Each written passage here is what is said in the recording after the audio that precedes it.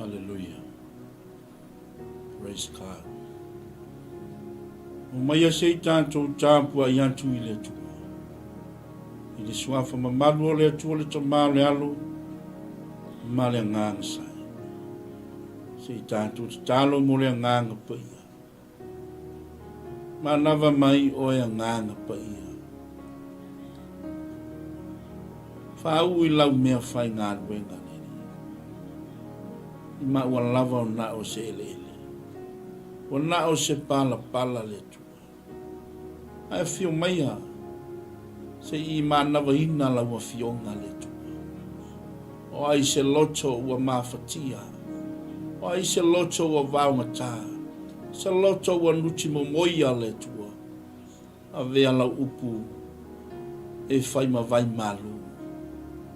E toi susua ai le tua o matuiwi.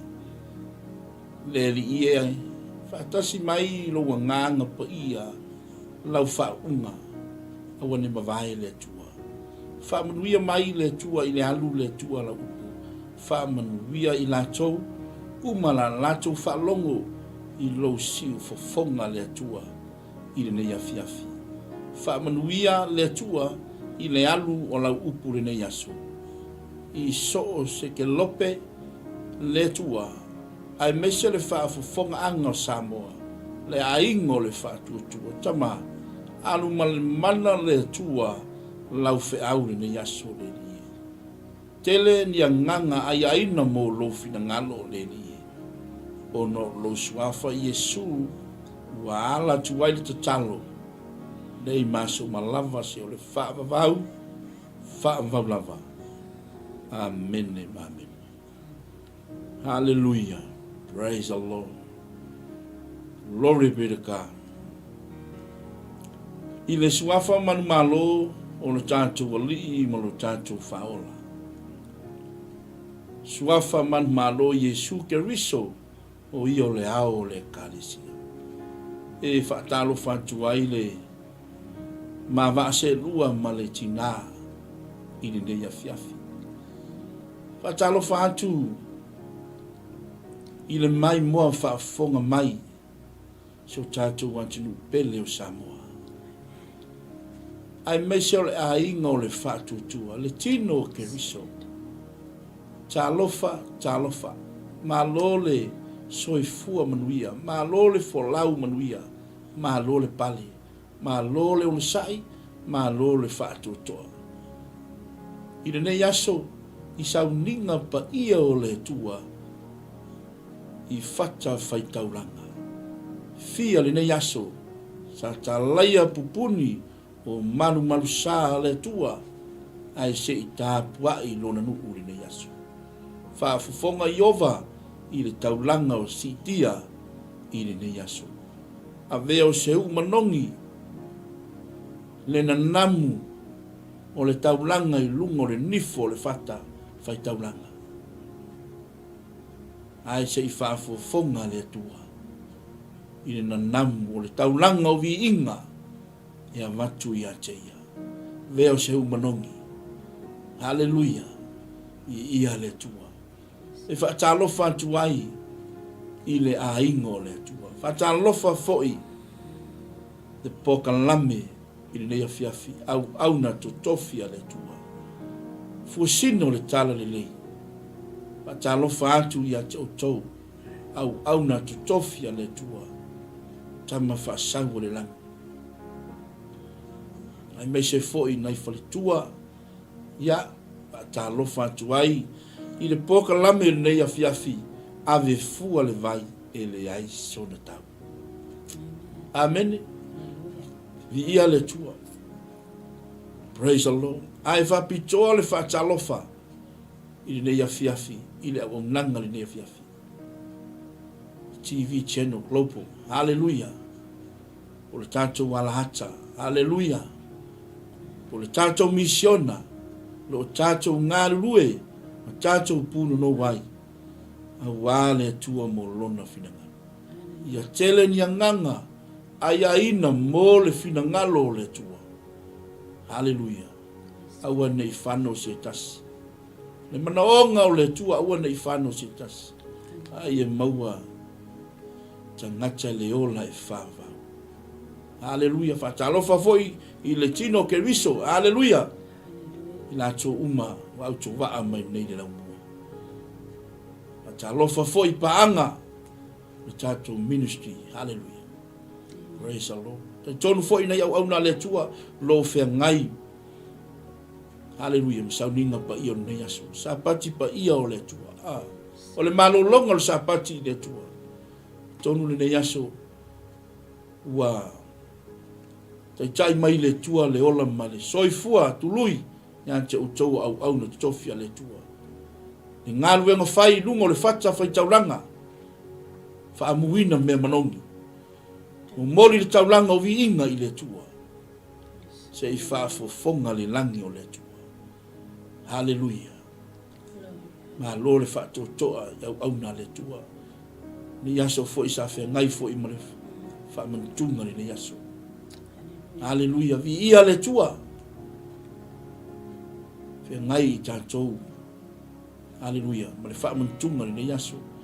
ngacha lona tanu mia lona maliu malona toitu man malo mai le oti mai le tunga mau ia le tua alanga ina le leo le man malo le tua i le ne yaso i le sapati pa ia o le tua ia le tua fatalofa foi sia umana mea fa pele i le ia fiafi ia malo so fua 𝚟𝚑𝚑𝗏 haleluia ia le tua faftai le tua lo tama ua le ola man malos fa ua wina ai tiuche me faiva ua le vala wina haleluia atalofa atu foi i le tama fatonu suma ia Reverend Mike i le fiafi me se foi falatua ia Sarah haleluia i le ia fiafi praise the Lord haleluia tonu ia na tatou o le pokalame ua atofaina manu foi le taimi haleluia praise the Lord ave fua le vai e Leai Sona tau haleluia praise the Lord tonu na yaso sa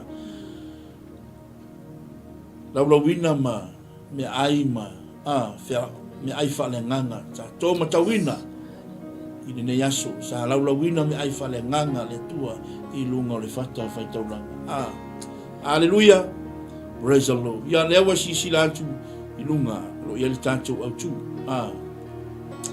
o le tatou tusi fai tau lo mau ai le fasoa le nea fiafi tusi le apostolo Ioane haleluia e mua le apostolo Ioane lo mta upe fa haleluia praise the Lord a macha fai tau le fai upu le fitu se fa ngata mai sfuma lua e is fai upu o le tusi e o ia fai tau haleluia aftai i le tua i lato uma o lato mafuta mai le fiafi haleluia fa manui atu le tua ia toe praise the Lord ia le tua o le afai tauina le tatou tusi fai tau fa so atu ia toe le fina ngalo alofa o le tua i le nei fiafi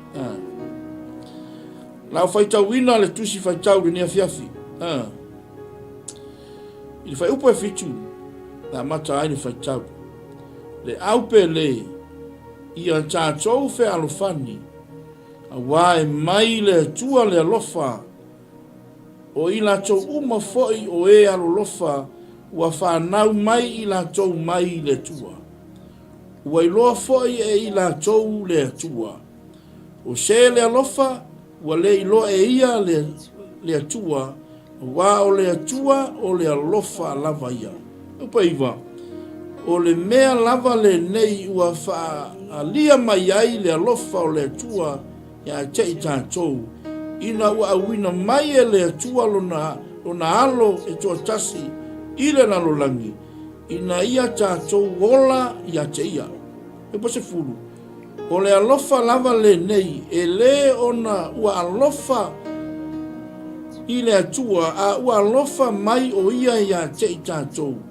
wana awina mai foi lona alo e tongi ola mo a tātou wangsala e pusuma tasi le aupe le a fai wa whapea o na alofa mai o le atua ia tei tātou e tatau ai o na tātou fe alofani fe muni muri suma lua e leiva aia lava le atua e se tasi a tātou fe alofani ua tu mau le atua i totonu ia tei tātou ua atoa foi le alofa ia tei tonu ia tei tātou haleluia whamanuia mai le tua e ala i le whaitawina lona lava fionga pa ia ia foi pe i le tua lona lava vi inga nei maso uma lava se ho i le whaamaula amen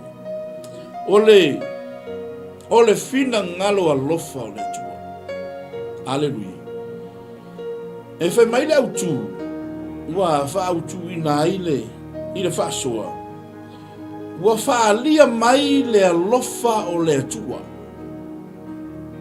amen e mai le autu ua whaautu ina i le whaasoa le nia fiafi ua whaalia mai le alofa o le atua te ua whaali mai le alofa o Yesu ia te oi ma haleluia e whaolinga mai o mea sa ai Ioane. Matusi e Ioane. Hallelujah. Praise the Lord. O lela atala no atu ia te oe, ma whaasoa atu ia te oe, le fina ngalo alofa o le atua. Hallelujah. O le ne yaso, o le sapati, o le malo longa. Hallelujah. Sa whea ngai ai tātou ma le whaamantuma. Sa tautalangia ai le alofa sili ese o le atua. Hallelujah. Praise the Lord. Male mata I sau o le atua, malona pule ao I mea umalawa. Hallelujah. O lea lai fai mai le autu, o le poka lame le fiafine nei. Ave fua le vai, e le ai Sona tau. A le autu le fa autu I ai le poka lame. Hallelujah. Ua faalia mai le alofa o le atua. E mawhainga e fesili I fo whapea I a te oe. Whawhewhenga e iloa le alofa lea o le atua I a te oe.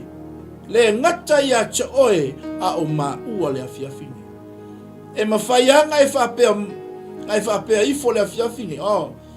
E alofa le atua I a te. Hallelujah. A o le fesili o le asa mea ua fai mo le alofa. Hallelujah. Ua faalia mai e le atua. Hallelujah. Pe ana tala no atu le lava yaso o Yesu o ia o le mea faa polo a le atua. Hallelujah. A lewa o mai le asu sane. O lea ua tala noa mai le atua I lona lofa tu noa. Hallelujah. O le mea lea kau faali aku ia ke oe. Lea lofa o le atua. Po e malama. Hallelujah. I lea lofa o le atua. Hallelujah. Alfasili. Ua e alofa ea I le atua. Peina alofa mai o le atua I le lanolangi. Hallelujah. Whafonga tātou. I le whai upo e fitolo whapea mai. Le aupe le ia tātou whea alofani. A wae mai le atua le alofa. Hallelujah. E mai le atua le alofa. O le alofa. E mawhai inga kako whea alofa. Hallelujah. Langa e mawhai ngau whapea aku mo whasoa atu. Ia te oe le fina ngalo alofa o le atua. E mawhaianga e tautala tulou I le alofa. Ai te le o ola e tusa ma le alofa. O lo tala noa mai ai le afionga le atua I a te oe ma. Hallelujah. Langa e kele ka ngaka e la unga I le alofa. Amini. E tala noa I le alofa. Hallelujah. Ai le ola e tusa ma le alofa o le atua. Langa e kaunga fua le alofa. Hallelujah. E kaunga ali mai le alofa o le atua. E ai le fua o le alofa. Hallelujah. Praise the Lord. E mawhai na utala noa atu mo whaasoa atu ia te oe le afiafire nei. O le alofa o le atua. I le upu e leni a kapelao. Hallelujah. O lo tala noa mai ai nā le atua. O lo a fifi ai nā me taua le alofa fa a kape o le atua. I le upu e leni a kapelao. Hallelujah. Praise the Lord. Hallelujah. Le la fa pe mai le I le fai upu le eiva. O le mea lava le nei ua whaali mai ai le alofa o le atua. Ia tei tātou. Ina ua awina mai e le atua alo na alo e toa tasi I le lalolangi. Ina ia tātou ola ia teia. Hallelujah. Wa ai le mea le kalangua meritus pa ia. Hallelujah. E ka kaunga e malama ma e ola ai, hallelujah. Praise the Lord, ia le tua. Ia e loa, hallelujah. O lo i lalo o ia awa lofa o le tua. Hallelujah. Ua faali mai le lofa o le tua. Ia cha oima. Le ngata ia cha oima au le lalo langi atua. Ta ngata uma. Le lalo langi uma. O le atu lau uma. Le alofa. Le alofa le o le atua. Hallelujah. O le whaasoa atu ia cha oila fiafini. E le ai se mea e ngata mai ai le alofa lea o le atua ia cha oima lo ainga. Ea, wa iai se kaimi wa alu wa le alofa le atua ia cha oima. E iai se kaimi wa e fea wa le alofa le o le atua. Hallelujah. Praise the Lord. E iai se kaimi wa e mativa ai le alofa le o le atua. E iai se kaimi atua tu vale ai le alofa le o le atua ia cha oima. E iai se kaimi wa e fea wa le alofa. Hallelujah. Le alofa e le mawhai e sisi. Hallelujah. E o a se wo, hallelujah. E le mawhai e se tasi. Le nei alofa. Hallelujah. Le mawhai e sisi. Hallelujah. O le aso le nei, o le aso le whamantuma. Praise the Lord. Hallelujah. Le afe mai o ane. O le mea lama le nei wa whaali mai ai le alofa o le tua ia e te i tātou. Wa wina mai lo nalo pele tō tasi. Hallelujah. Pai mai le mangalia Ioane alona matau pe tolu. Fai upo esfuma leono. O lo tala noa mai I le alofa o le tua. O lo whapea mai. Wa whapea lava o na alofa mai o le tua I le lalolangi.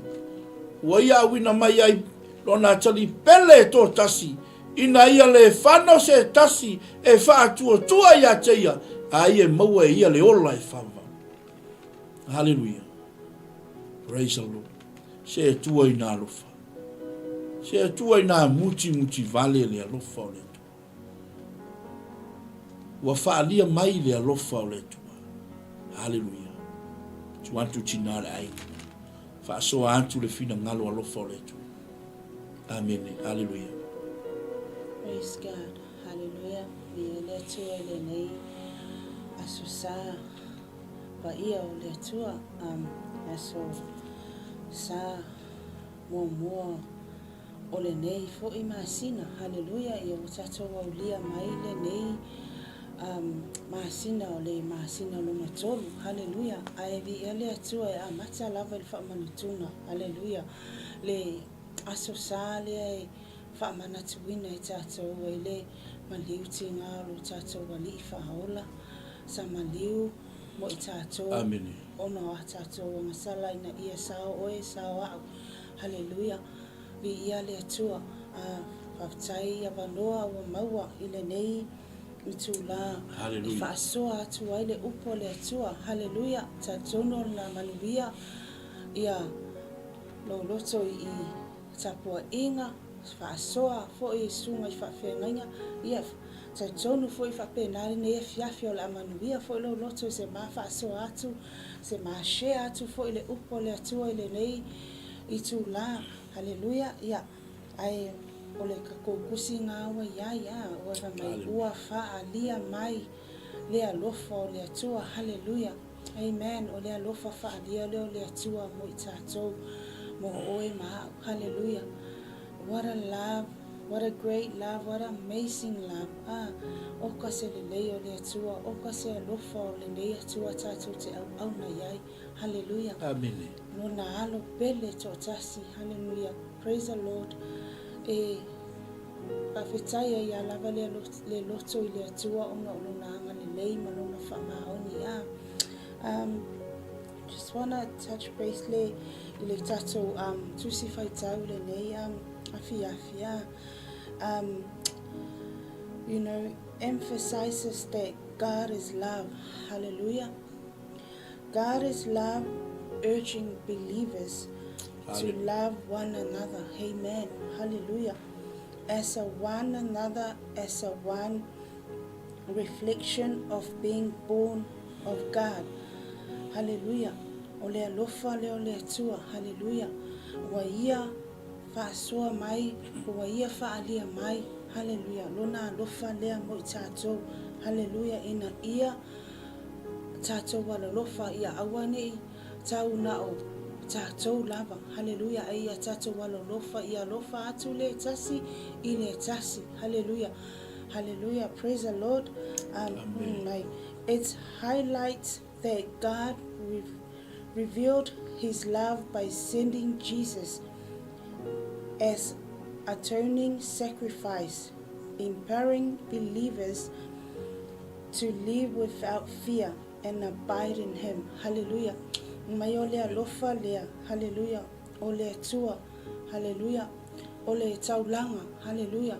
Ole taulanga. Ole taulanga o ia. Ole o tātou.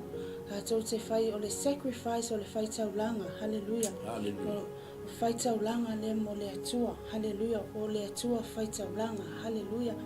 Mai ia tātou o le aia I se fefe. Hallelujah. For my believers to live without fear and abide in him. Hallelujah. For my wa tātou awa tātou iai I le alofa leo le atua. Mai le ai se toi tātou toi fefefe ha. Ele se mea tātou te popole ai. Because o le atua o lo alofa mai lava o ia ia te tātou. Hallelujah. O le taulanga. Hallelujah. O le taulanga. Wofo ina le nata lea o le atua whai taulanga. Hallelujah. Ato te whai taulanga ia te ia. Hallelujah. God's nature love. Hallelujah. God's nature love. The passage defines God's character as love itself, stating that everyone who loves is born of God and knows God. Hallelujah. Hallelujah. O e ua talitonu mai loa le atua. Hallelujah. Ua whanau fo wina I tātou mai le atua. Hallelujah. O whanau I tātou e le atua. O ta ua I tātou whanau le atua. E whai mai la. O tātou lea. E le ai se mea tātou te defines. Passage defines God's character as love. O le alofa lea o le atua. Hallelujah. Hallelujah. Ua tātou loa. O tātou ua whanau le tātou le atua. O po whanau I tātou le atua. Ai mai o tātou o iai le alofa o le atua. O tātou whanau mai le atua. O iai le alofa lea o le atua I tonu iai tātou. The demonstration of love. Hallelujah. God's love was manifested by sending his only Son to be propitiation, atoning sacrifice. Hallelujah. Amen. For our sins. Hallelujah.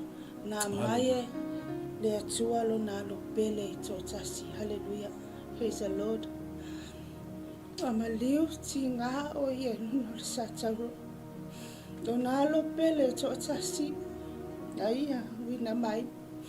Ona o e mahau le tangata masala. Hallelujah. O le taulanga. O si. Umole atua. Hallelujah. It was a sacrifice. Sangalo ya te ia le maha. Hallelujah. Sangalo ya te ia le maha. Praise the Lord. Alema fau ona. Lava o ye sesi lava mea. Ao. Wa ia mafau ona na himana tua o maha. Hallelujah. Ina ia awa na ia tafano. Hallelujah. Hallelujah. 1 John chapter 2 verses 2. He is the atoning sacrifice for our sins, and not only ours, but also for the sins of the world. Hallelujah. Mai ele I maliu wana o tātou. Na o se tangata I tō tasi. Aina maleo Yesu ke riso le alo pele o le atua e tō tasi. Ono le lalolangi atoa uma. Ina ia whaolaina le lalolangi atoa uma. Hallelujah. Ma ia salamo. Hallelujah. Ma ia o le salamo tangata umalava. Hallelujah. The commandments of love. Hallelujah. Because God loved us. Hallelujah. Believers are obligated to love one another. Hallelujah. Mai. Hallelujah. Ono le atua o le alofa lava ia. Hallelujah. Amen. Mai. Wa ia alofa. Ele wana alofa. E se sangase te tōtasi. Ai whai mai ina ia tātou walolofa. Atu ina ia alofa le tasi. Hallelujah. Hallelujah. Praise the Lord. Ele whailonga tangata le alofa le tua. Hallelujah. Hallelujah. Confidence in judgment. Hallelujah. Praise the Lord. Perfect love casts out fear, including fear of judgment, because believers are transformed to be like Jesus in the world. Amen. Hallelujah. Ai mai ole alofa lea walea ye se fefe. Hallelujah. Ua tea ese ai le fefe. Hallelujah. Ai mai e wha masino tangata e talitonu. Hallelujah. Ai whai mai. Hallelujah. Ai mai e ave e se ina ai le fefe lea. Hallelujah. Praise the Lord. Praise Amen. The test of love. Hallelujah. The passage sternly notes that one cannot claim to love God while hating their brother or sister. We cannot love God while we hate each other. Why we cannot love one another. We must love one another. Ia tatau na tato walolofa atu. Hallelujah. Ia lofa le tasi. Hallelujah. Ia fusia le fealofani. Hallelujah. Hallelujah. Ia e alofa atu lo uso. We tauna e alofa atu lo uso lo tuangane. Hallelujah. Because the test of love. Hallelujah. Ole alofa na tofo ina mai fa penale alofa. Hallelujah. Fa penale alofa le the test of love. Fa penale testing no le alofa. The spirit of truth. Ole mem muli le watata wo yai. Ole spirit of truth. Believers know they abide in God because He has given them His Spirit. Amen. Amen. Love one another as God loves us. Amen. Ia tata walolofa ile atua o e talitonu ile atua ma alolofa atu ile atua ia alolofa foi ia lofa atu isi. Amen. Amen. We have to love God. Ia tata walolofa ile atua ai wolfa mai lofa ile atua ai ita ile sio uso tangata. That's not love. Elo le alofa le na. Elo le alofa na mai le atua ia titato. Hallelujah. Praise the Lord. God bless everyone. Pamanbia mai le atua le nei yafi. Ave fua le vai le aiso le tau. Fai mai le autu le afiafi. Ua faalia mai le alofa o le atua. Hallelujah. Le awe whafonga Samoa. Lau mai mo whafonga. Mese le ainga o le whaatuatua le nei afiafi o whaasoa tu fo i tinao le ainga. Ia ala I le whesoa ni mai o le anganga o le atua. I lana upu le nei afiafi. Hallelujah. Whaasoa pe ia te oe le lei ma le macha ngofia o le atua. Le tātou te au nai. O le mea lava le nei e le ona ua tātou alofa I le tua ua alofa mai o ia te I tātou ua na wina mai foilo na alo e tongi ola mo a tātou wangasala. Hallelujah. E le ngata na fio mai o le alii. Hallelujah. I le lano langi le nei. Hallelujah. E na fio mai Yesu e maliu. Yes, amen. Hallelujah. Na fio mai Yesu e maliu. Awa uma foi na whātau wina I tātou e le tau I lungo le sātau. Hallelujah. Leo toi pule o ia toi. Yes, amen. Leo toi pule foi hau ia cha. Ua pule ai le atua. Wa uma na whātau wina I tātou le tau. Yes, hallelujah. Hallelujah. E ala I lona maliu. Yes. Malona toi tu manu manu. Glory. Mai le oti, mai le tunga mau. Amen. Le taulanga ua maea o nā tau pena e le atua. Le alofa tu noa. E ala ia Yesu ke miso. Lona maliu. Amen. E le whai ngofia le taulanga. Thank you, Jesus. E le ai masesi o tātou e mawhaina o foina le soifua. Aleluia. E sui ai aleluia. Pe whaatino ai lea taulanga. E o ai so walo. E o fo ia cha. O te le mawhaia. Ai whawhetai I le atua le tama. I lo na halo pele o Yesu ke viso. Na maliu na tanga I lunga le la. Le la au ma tanga na tau tau ai lo tātu wani. Le la au na amusia. O le po o le sasa. O le tu feanu. Hallelujah. O le masa I lunga. I le whaatau waa ia teia. Hallelujah. Na aua. Na tau nua. Hallelujah. Le alofa whaakape o le atua. Wa mai le alofa o le atua ia joe. Lo wa inga le afiafi. E iai le alofa whale matua. Hallelujah. E iai le alofa whale tamaa. E iai le alofa whale tina. Amen. E iai le alofa whale wo o le tama ma le teine. E iai le alofa whale tua oi, aleluia. Ao te mana oi whai loa ia te oe lo wa inga. Aleluia. Mai nā alofa uma, aleluia. E sili atu le alofa o le atua. Aleluia. Lo e olai mo olai. Hallelujah. Praise the Lord. Hallelujah. Yes, God. Glory be to God. Amen. Hallelujah. Mai le alofa o le atua. Hallelujah. O tau mau le alofa o le atua. Tau tau mumu le alofa o le atua. O te ai u. Hallelujah. Hallelujah.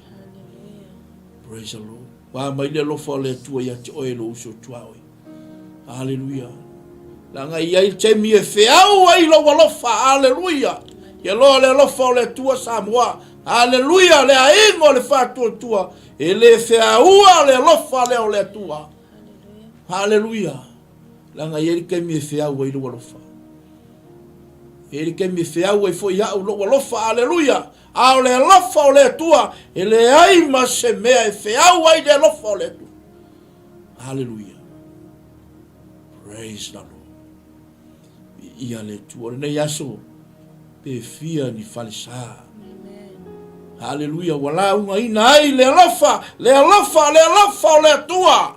Yes. Hallelujah. Amene. Whaasoa atu ia te oe le fina ngalo. Alofa o le atua. E mai le autu. Ua whaalia mai. Le alofa o le atua. Yes. Ia te oe maa. Hallelujah. Hallelujah.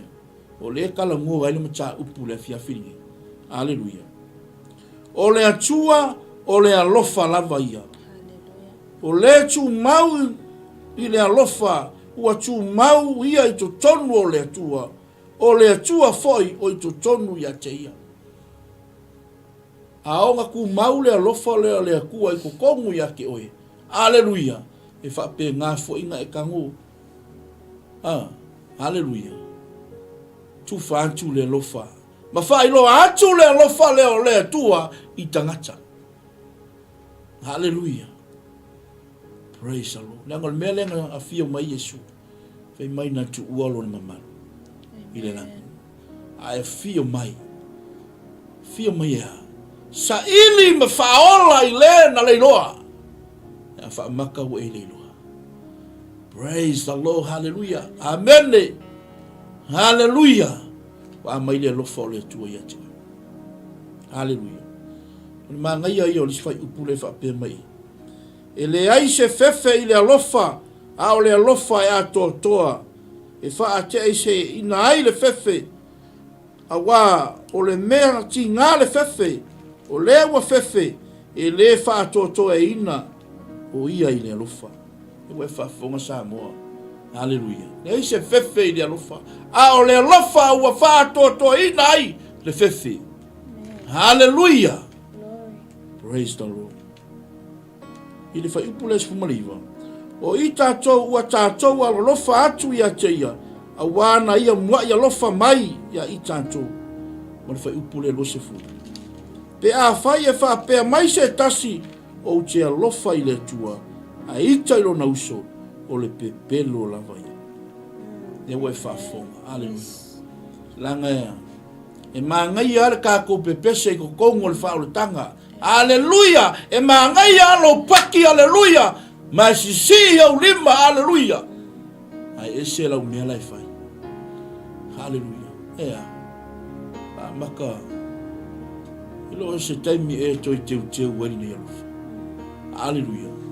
Le tala no sa o maile. Ili mata upuri na ia fiafi.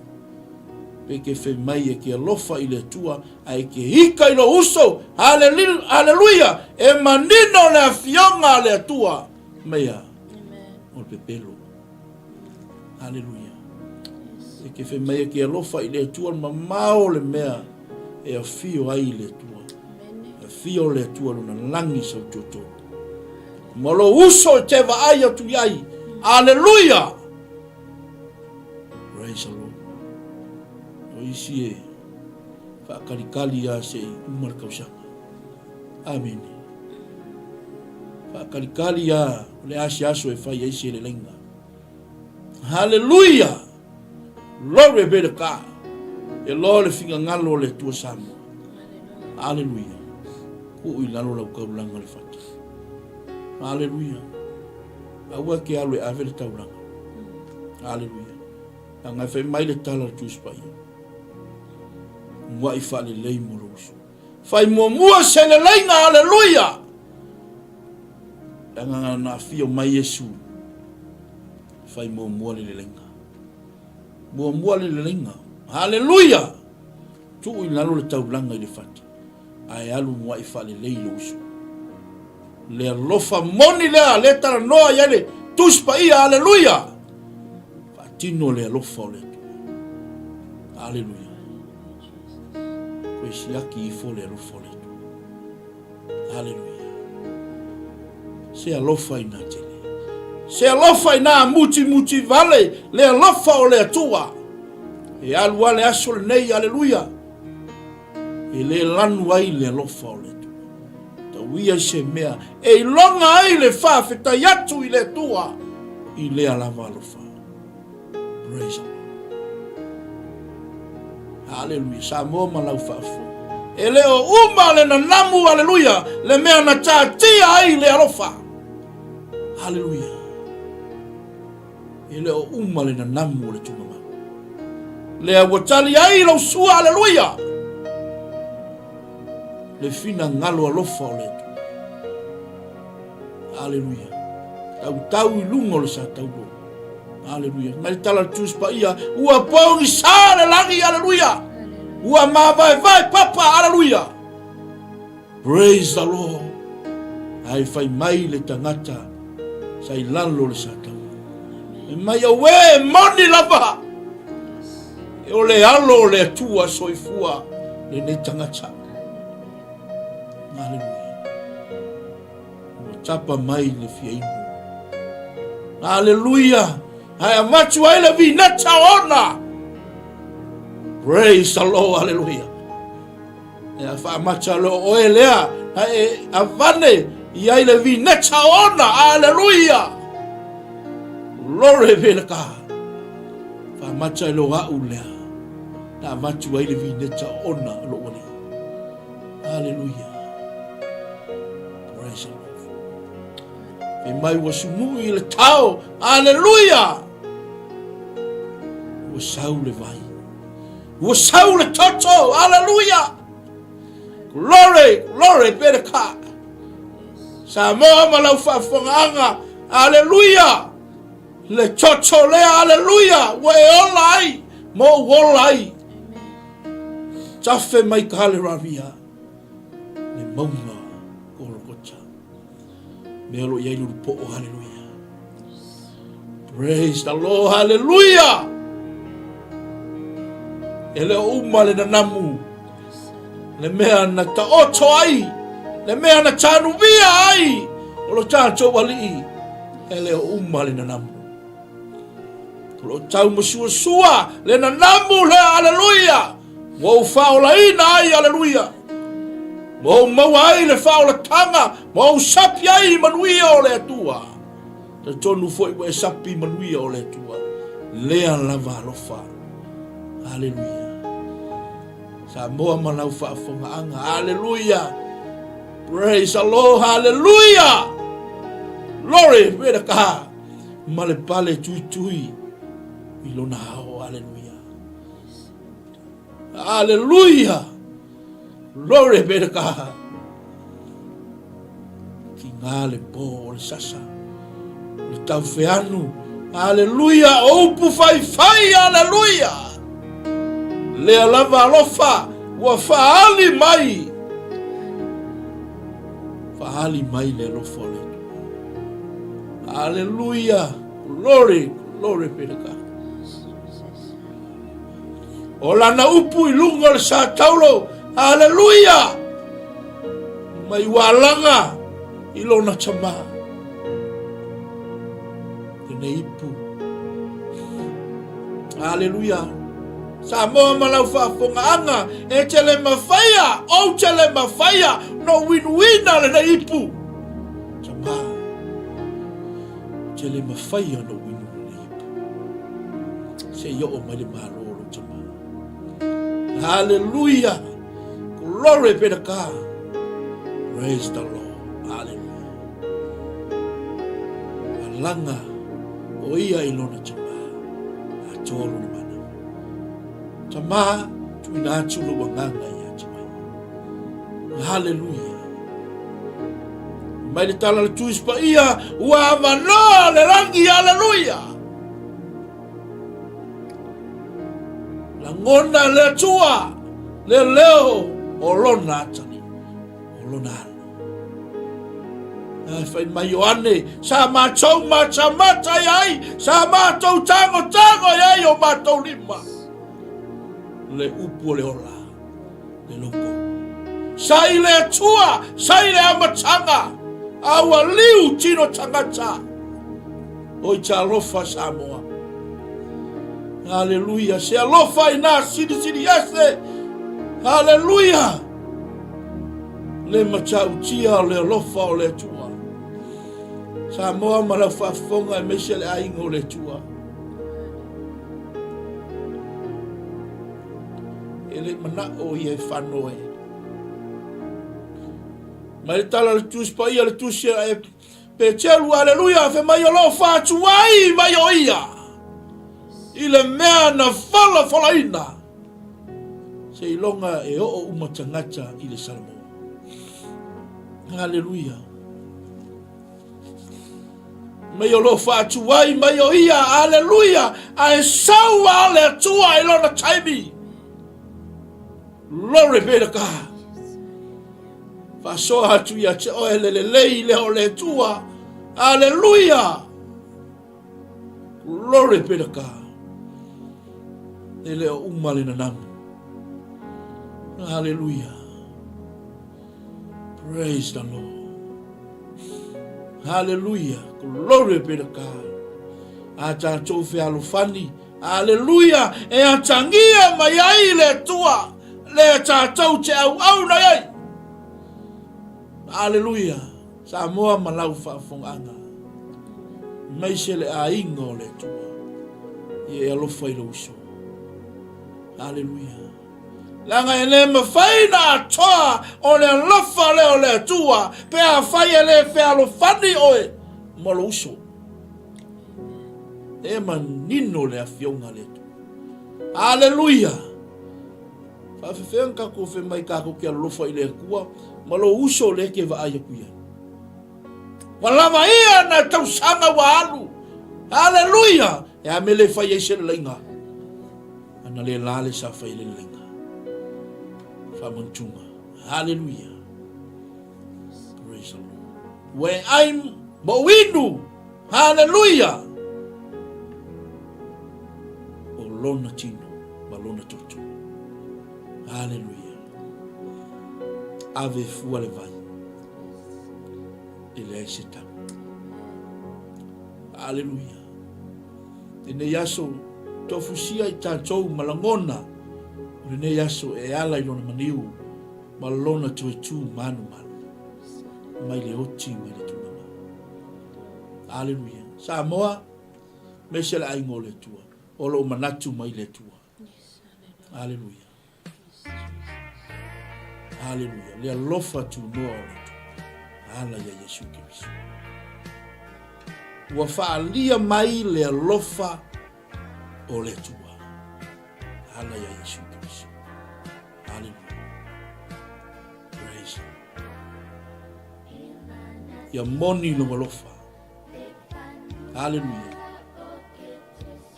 I mawhaina e whesidi ifo whapea le fiafine. Hallelujah. Whawhenga e kango whakingo le lofone. E mamao mawalunga le mero fiwaile. Le langi sa ututu. Ai me ke le kango whakingo le lofa o le tua. So se kangaka. E mativa pe tamau ainga. Hallelujah. Alofa. Ai la kufo ilo o. O la kuse kiwe le o lava le. Ele fasoa la e tau fa lava le fatau. Kamo ko. Langa ya wala ese mai manuio le tua. Hallelujah. Praise the Lord. Hallelujah. E fa manuia le tua ya toe. Be a faita tote. Maua a toa le mea le tala noa i matau. Aka kofi alofani. E aka ngia mai i le alofa o le tua. Hallelujah. Ne alofa fa akape le tua. E alofa le tua ya toa. Hallelujah. O le ale lo loko le angasala i te iai. Hallelujah. Ya apa tual. Ya ao le tua ya toa. Hallelujah. Awa mi ekua. Hallelujah. Langa wale koe lava se tau langa mua se. Kasi anga maliu lani. Hallelujah. E tau langa ua umana ta pena ua maya. Hallelujah. Ua faile nei maoe. Ua faile ni. Le alofa o le tua. Hallelujah. Fe mai hale alofa o le tua. Fe mai o le alofa o le tua. E muti vale le alofa o le tua. Fe mai ke le ngese lon tosa. Ai muti vale le alofa o le tua. Amanuia le tua ia te oe. E ne vai ngol sa pati pa ia o le tua. Ave fua le vai. E le ai solita. Hallelujah. Fai mai le manatu au tu. Ua fa au tu ai le pokalami ni afiafi. Ua whaalia mai le alofa o le tua. Mai le alofa o le tua. Ka te oe sana. Hallelujah. Whamanuia le tua. So tātu atu pele o sana. E awa le maloma le masiofo. Ngata fo i lea le. So le palemia ma le whalatua. E ai mese le kāpenita. Hallelujah. Ta fatolu le fenga malosa. Sanga whamanuia le tua i tō whaifa hawhini. Hallelujah. Tai tai le hame tonu me uma mai le tua. Whai le lofa o le tua. Hallelujah. Sanga whamanuia atu le tua. Tō whaifa hawhini. Ia fo i le tua le nuo le tua i soa. Hallelujah. Ngata mai i po kalami. i le nei afiafi. Anga leile tua i fe au o ngaluenga le vai aso fo. Tau pule o lantu i le lofa o le tua. Fa manui atu le tua ia te auto umalava sa mafuta mai le nei afiafi. Ai mese au na tofia le tua. Hallelujah. Praise the Lord. Sanga fa manuia. Te le atu le tua ia te auto. Hallelujah. Shalom. Shalom. God bless all. Hallelujah. Fai uta tu se kala. Tu mawatu ia te oele tua. No lava vi. Ele au. Faftai mola uputa ma. Ine ne ya fia fina. Tu mawaya le ia lo walofa tu noa. Male manuia o lau fia o le tua ilu mo lau fana. Male maftanga lilo i mato malo ngani. Nei maso malava. Se ia ele fava vau. Fava vau. Amen. Amen. Hallelujah. Thank you, Jesus. Hallelujah. Manuia atu le tua. Ya te oe ni afiafi. Shalom. God bless you.